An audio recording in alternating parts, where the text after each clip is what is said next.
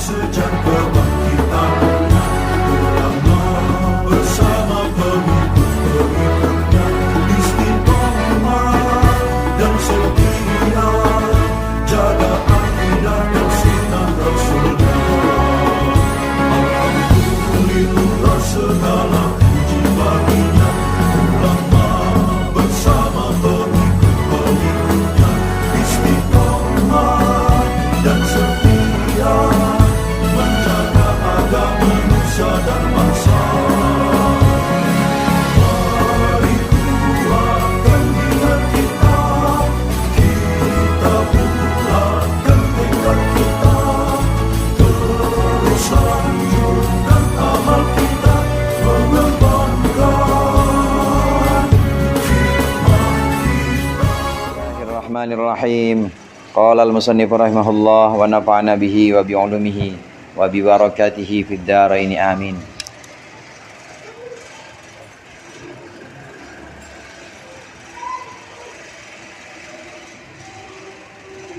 Fa innahu in arada bil wajhi wajhal zahiri fama wajhuhu illa ilal ka'bati.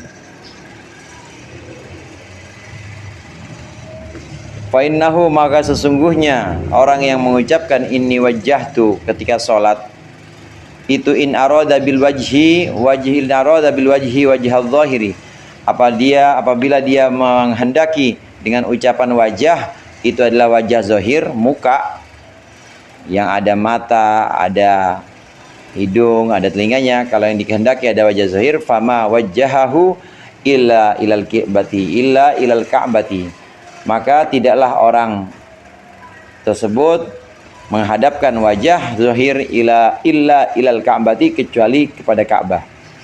Wa ma sarafahu illa ansail jihad. Wa ma sarafahu, dan tidak menengokkan orang akan wajah illa ansail jihad, kecuali dari segenap arah-arah. Wal Ka'batu, dan bermula Ka'bah, padahal Ka'bah laisat jihatan. Ka'bah itu bukanlah arah lilladzi fataras samawati wal ard, untuk zat yang menciptakan alladzi akan langit dan bumi. Hatta yakuna, sehingga ada siapa al mutawajjihu ilaiha, orang yang menghadap ilaiha kepada Ka'bah, itu mutawajjihan ilaihi, menghadap ilaihi kepada fatiris samawati, kepada pencipta langit. Ta'ala an tahuddahul jihadu, maha suci Allah an tahuddahu, dari membatasi akan Allah apa al jihadu, arah-arah, wal aqtaru, dan juga sudut-sudut. Ini masih membahas tentang pergeseran makna yang ada pada makna tauhid. Tauhid yang dimaksud di sini bukan ilmu berargumen tentang keesaan Allah, ilmu tentang qadimnya Al-Quran, bukan itu tauhid yang dimaksud pada masa-masa awal. Tapi tauhidnya pada masa-masa awal itu yang dimaksud adalah pengetahuan yang meliputi keyakinan dalam hati bahwa la ilaha illallah, la fa'ila illallah, la ma'buda illallah, itu keyakinan itu. Tidak ada yang berbuat atau melakukan sesuatu di alam semesta ini kecuali Allah. Tidak ada Tuhan kecuali Allah, tidak ada yang disembah kecuali Allah, tidak ada yang dituju kecuali Allah. Sehingga tauhid yang sungguh-sungguh maka akan mengantarkan seseorang pada maqam siddiqin, benar-benar dia tidak melihat apapun kecuali di situ dia melihat Allah. Saat dia melihat kejadian-kejadian di alam semesta, hal-hal yang kecil-kecil saja, ya orang lewat di depan dia, kemudian ada musibah, maka dia melihat di situ ada Allah. Itu namanya tauhid yang sudah sampai masuk ke dalam hati. Tauhid yang kemarin disebut itu sebagai lub atau sebagai intisarinya tauhid yang masuk ke dalam hati. Tauhid inilah yang dimaksud. Nah, kemudian disindir oleh Imam Ghazali. Kalau tauhid itu hanya di lisan saja, maka sesungguhnya waktu kita sholat subuh atau sholat apapun yang kita mulai pertama kali, kita mengucapkan inni wajjahtu wajhiya lilladzi fataras samawati wal ard. Sesungguhnya aku menghadapkan wajahku kepada pencipta langit dan bumi. Kita berikrar itu dalam sholat kita. Tapi kenyataannya kita tidak melihat atau kita tidak menghadapkan diri kita kepada Allah. Masih melihat sebabnya rizki ya kerja. Jadi kerja itu jadi sesuatu yang utama. Sebabnya bahagia itu uang, jadi uang kemudian dicari-cari sama dia. Sebabnya kenyamanan atau kehormatan itu adalah banyaknya fans atau penggemar, kemudian jadiin Tuhan sama dia. Nah, kalau seperti itu maka ucapan inni wajjahtu wajhiya di awal harinya dia itu adalah satu kalam atau satu omongan pembuka yang sifatnya itu bohong, kata Imam Ghazali. Ini adalah awal kebohongan yang dilakukan seorang di pagi hari ketika dia menghadap pada Allah. Iya, taruhlah yang dimaksud inni wajjahtu. Kalau memang yang dimaksud inni wajjahtu, aku hadapkan wajahku. Yang dimaksud wajah ini adalah wajah zahir. Berarti menghadapnya kepada siapa? Menghadap wajah zahir ya, menghadap ke Ka'bah dah, menghadap ke kiblat. Kalau memang seperti itu, emang benar selesai sholat kita nggak menghadap kemana-mana wajah kita. Kan tetap yang namanya lagi nyupir ya kudu madep spion juga, atau namanya sedang main futsal ya harus melihat musuh juga, nengok juga, akhirnya nengok kepada selain Ka'bah. Kalau yang dimaksud wajah zahir ya kenyataannya itu pernyataan ini wajah tuh itu juga salah semua, tidak sesuai dengan kenyataan. Ternyata kita nengok-nengok juga. Yang kedua, kalau yang dimaksud wajah di sini adalah bukan wajah zohir, tapi yang dimaksud dengan wajah di sini belum. Kalau yang ini pertama, alasan pertama itu. Kemudian alasan yang kedua, kalau toh memang wajah zohir menghadap kemana? Ke Ka'bah misalnya. Emang itu Ka'bah adalah perwujudan Allah di situ, manifestasi Allah? Kan bukan juga. Maha suci Allah jika harus dibatasi dengan tempat.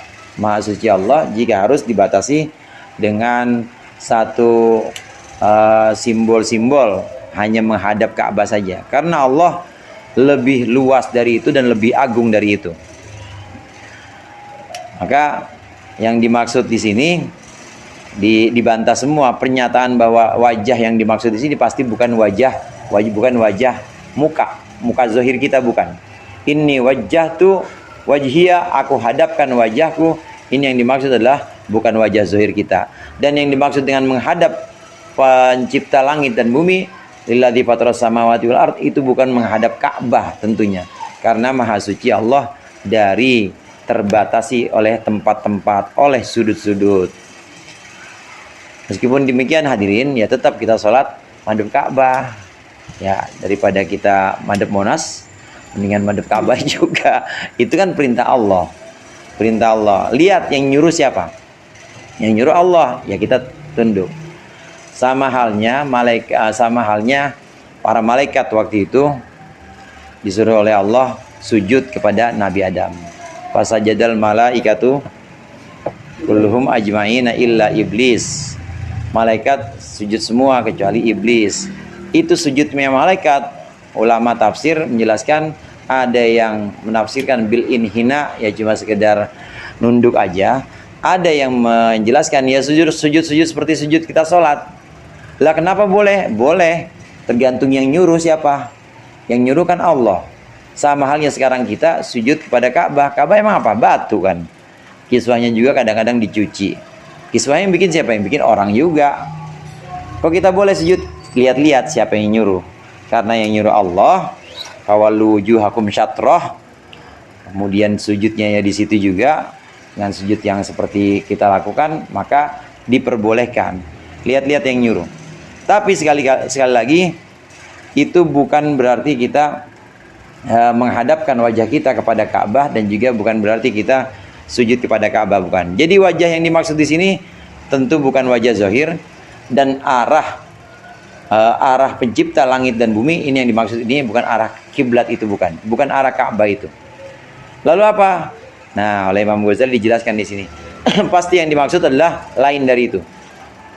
Wa in arada bihi wajhal qalbi, dan jika orang yang sholat menghendaki bihi dengan ucapannya atau dengan wajhi, dengan wajah, ini wajhatu wajhiya, menghendaki wajhal qalbi adalah wajah hati, wa huwal matlub, dan ini adalah yang dimaksud al muta'abbadu bihi, yang al muta'abbadu bihi, yang dianggap ibadah bihi dengannya. Fa kaifa yasduqu, maka bagaimana benar orang yang sholat atau orang yang mengucapkan.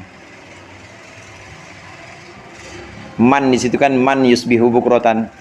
Fa kaifa yasduqu, maka bagaimana benar siapa man fi qaulihi, dalam ucapannya, wa qalbihi, dan dalam hatinya.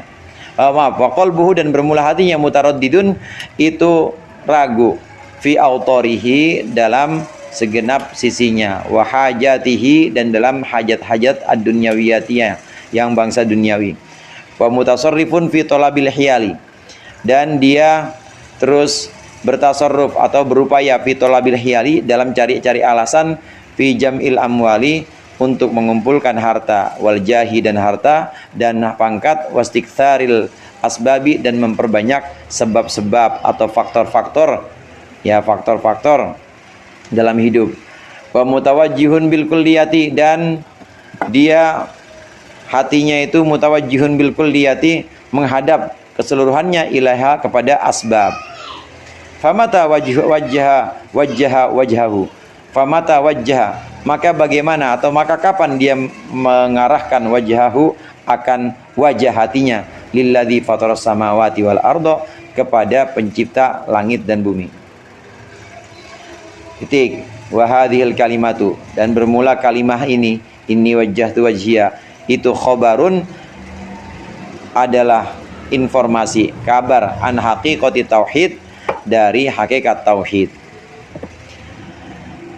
Disebutkan oleh Imam Ghazali sebagai awal ucapan atau pembuka kebohongan pertama yang dibuka oleh seorang hamba, man yusbihu bukrotan, orang yang masuk di pagi hari, pagi-pagi sekali menghadap kiblat, mengucapkan ini wajjahtu. Kalau yang dimaksud tentu, dan ini yang memang dimaksud dengan wajah ini bukan wajah zahir, tapi hati yang dimaksud.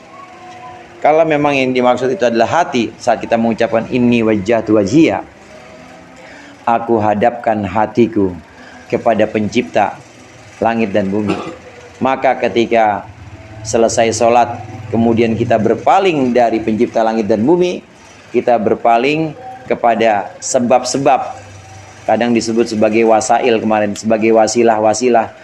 Wasilahnya bahagia, yaitu wasilahnya bahagia itu adalah sehat, nah dia buruk kesehatan, atau wasilahnya sehat itu gaya hidup yang dan pola makan yang benar, nah dia menghadap ke situ. Wasilahnya bahagia itu adalah pekerjaan, kemudian dia menghadap ke pekerjaan hatinya.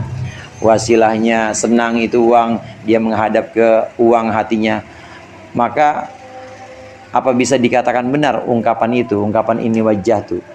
Apakah bisa dikatakan ungkapan ini wajjahtu ini adalah sebuah pernyataan yang jujur? Maka masih jauh sekali, kata Imam Ghazali. Jadi tauhid yang sesungguhnya ini udah kita ucapkan sebenarnya dari awal kita sholat. Mulai dari ini wajjahtu itu sebenarnya kita udah ikrar. Maksudnya selesai sholat, yang boya dikurangin ketergantungan kita kepada sebab-sebab. Kenapa? Karena kita udah ikrar bahwa kita hadapkan kepada musabbibul asbab, kepada zat yang menciptakan sebab-sebab itu. Orang umum menyatakan bahwa sebab bahagia itu adalah uang misalnya. Nah, kita jangan sama kayak orang-orang umum, maksudnya begitu. Jangan sama kayak orang-orang umum, tapi bergantungnya kepada siapa? Bergantungnya kepada musabbibul asbab, yang menciptakan sebab-sebab itu, Allah Subhanahu wa taala. Tauhid yang sesungguhnya adalah tauhid yang demikian. Ucapan ini wajjahtu ini adalah hakikatut tauhid.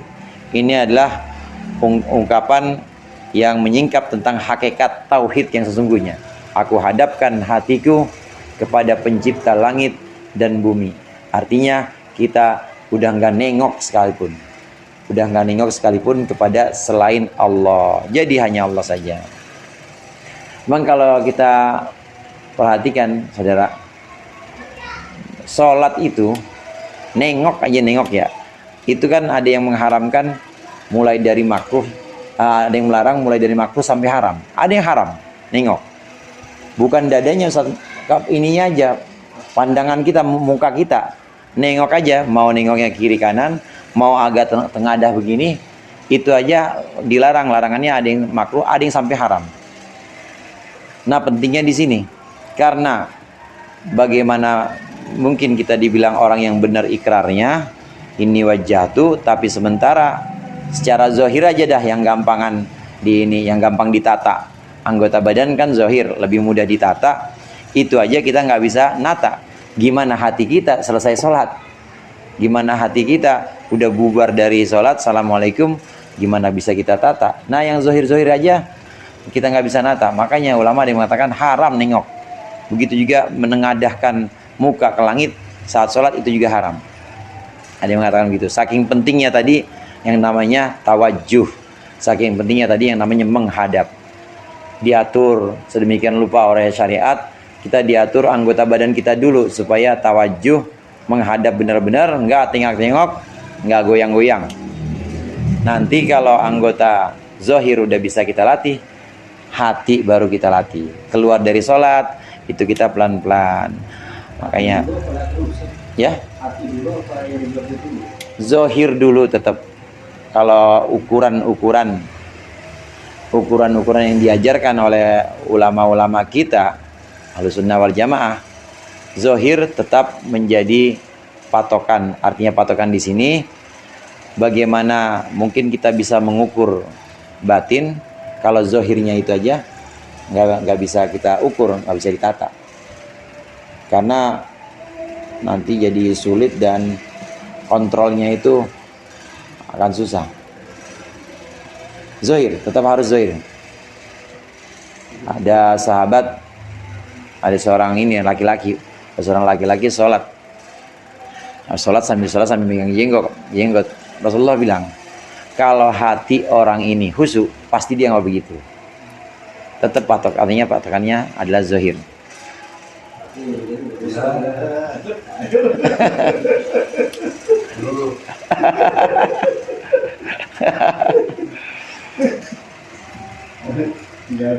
Pasti dia nggak bakal begitu. Kalau hatinya khusyuk, pasti dia nggak akan melakukan itu.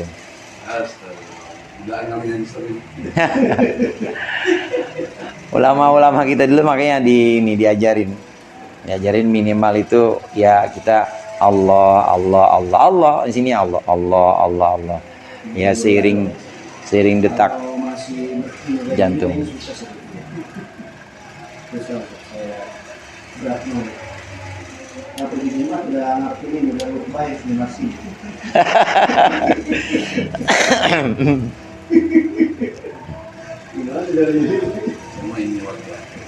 Ini wajar tuh.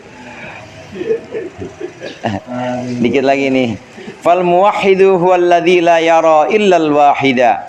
Maka orang yang bertauhid sesungguhnya huwallazi la yara adalah orang yang tidak melihat illal wahida, kecuali zat yang satu. Wala yuwajjihu wajhahu illa ilaih, dan tidak dia menghadapkan wajhahu akan wajahnya, tidak menghadapkan hatinya illa ilaihi, kecuali kepada al-wahid. Ini yang dimaksud dengan muwahhid, pasti hubungannya dengan al-wahid. Al-wahid itu adalah Allah. Orang yang bertauhid sesungguhnya adalah orang yang tidak melihat kecuali kepada al-wahid, kecuali kepada yang satu, yaitu Allah. Dia melihat semuanya, dalam segala sesuatu itu ada Allah. Dia melihat bahwa semua itu sesuai dengan izin atau sesuai dengan qada dan qadar Allah, pasti itu. Dia melihat di situ ada Allah. Ada Allah dalam sesuatu. Ada Allah sebelum sesuatu. Ada Allah setelah sesuatu. Dia melihat sesungguhnya seperti itu. Kitab-kitab seperti Ihya, kemudian kitab seperti Hikam, itu kalau dibilang kitab tauhid ya kitab akidah, ya akidah yang sebenarnya kayak gitu. Kitab tauhid yang sebenarnya. Nah, kalau seperti Aqidatul Awam, ya ilmu tauhid juga. Ilmu tauhid. Tapi bukan tauhid yang dimaksud di sini, yaitu tauhid untuk benar-benar melihat dan menyaksikan bahwa la fa'ila illallah, bahwa la maqsuda illallah, tauhid yang semua. Ada konsep itu. Mm-mm. Kan kalau kita duduk sendiri nggak ada teman juga, kayak tanam. Ada riyadhah memang perlu, dan disitulah pentingnya guru-guru kita dulu nyaranin kalau ingin seperti itu istikharah, minta sama Allah, minta pilihkan guru. Kalau belum ditunjukin juga, ngaji aja dulu. Ngaji sambil sambil dilatih, Allah. Sebenarnya yang kita praktekin kan ya, mau keluar rumah bismillah, terus mau ini tawakkaltu ala Allah, masuk kamar mandi ada doanya, keluar kamar mandi ada doa. Itu kan sebenarnya supaya kita terus-menerus ingat Allah, supaya kita terus-menerus berzikir. Kalau sudah mengingat Allah dengan zikir lisan kita, kali-kali aja nanti mudah-mudahan gitu ya, bisa benar-benar menyaksikan bahwa Allah ada di semua. Ada Allah, dan kita bisa menyaksikan dalam segala sesuatu itu ada Allah. Bahkan kita melihat bahwa semuanya itu adalah Allah. Tuntunan-tuntunan seperti itu, tuntunan-tuntunan syariat yang sifatnya syar'i, itu sebenarnya buat mencapai hakikat tauhid ini. Hingga kita tidak melihat kecuali Allah, dan kita tidak menghadapkan hati kita kecuali kepada Allah. Melihat apa? Melihat hati, bukan melihat mata kepala, bukan. Sama. Terusin. Bisa jadi ngalir ini. Qulillahu thumma dharhum fi khawdihim yal'abun. Wa huwa imtithalu qawlihi. Ini adalah sesuai dengan firman Allah. Qul, katakanlah wahai Muhammad, Allahu, Allah, katakanlah dia Allah. Allah aja pokoknya. Thumma dharhum, kemudian biarkan mereka fi khawdihim, dalam kesibukan mereka, yal'abun, mereka bermain, atau keasikan mereka bermain. Biarkan mereka bermain dalam keasikan mereka. Katakan Muhammad, Allah saja. Orang-orang awam ya, atau orang-orang pada umumnya, kebanyakan orang itu mungkin sibuk masing-masing dengan urusannya. Nah, engkau kelihatan sibuk, tapi tetap hatimu Allah saja Muhammad. Walaisal muradu bihi alqaulu bil lisan. Yang dimaksud dengan qulillah itu bukanlah alqaulu bil lisan, bukan Allah Allah Allah Allah, Allah, bukan. Fa innamal lisanu tarjumanun yasduqu marratan wa yakdzibu ukhra. Karena sesungguhnya lisan itu hanyalah pengungkap, hanyalah ungkapan atau penterjemah yang yasduqu marratan, kadang-kadang benar, yasduqu benar marratan sekali, wa yakdzibu ukhra, dan kadang-kadang bohong sekali. Wa innama mauqi'u nadhurillahi ta'ala, dan sesungguhnya mauqi atau tempat pandangan Allah Ta'ala itu al-mutarjamu anhu, adalah yang diterjemahkan atau yang diwakilkan. Apa itu? Huwal qalbu, yaitu hati. Wa huwa, dan hati, ma'danu tauhidi, itu adalah sumbernya tauhid. Wa manba'uhu, dan tempat tumbuhnya, tempat munculnya tauhid. Allah melihat hati kita. Innallaha la yanduru ila suwarikum wala ajsadikum walakin yanduru ila qulubikum. Allah tidak melihat bentuk kita, tidak melihat kepada jasad kita, jasmani kita, tapi Allah melihat hatinya. Allah melihat hati kita, karena hati inilah yang menjadi sumber tauhid, hati inilah yang menjadi kemunculan tauhid. Ucapan ini wajjahtu, itu adalah ucapan aku hadapkan hatiku. Aku hadapkan hatiku hanya kepada yang satu, yaitu Allah saja. Aku lihat ada Allah di mana, dalam segala urusan, dalam segala kejadian, dalam segala peristiwa, hal-hal kecil maupun hal-hal besar dalam keseharian kita, kita melihat Al-Wahid, kita melihat yang sesungguhnya Allah ada, dan Allah di situ turun, ada campur tangan Allah di situ. Ini mana tauhid yang sesungguhnya, yang kemudian bergeser menjadi ilmu tauhid. Dan ada satu lafaz lagi yang mengalami perubahan makna. Ada lafaz fikih berubah makna, kemudian lafaz ilmu berubah warna. berubah makna. Begitu juga lafaz tauhid berubah makna. Yang berikut ini lafaz yang keempat yang berubah makna, mengalami pergeseran makna adalah makna adzikr. Al-lafdzur rabi adzikru wat tadzkiru. Wallahu a'lam bishawab. Al-Fatihah.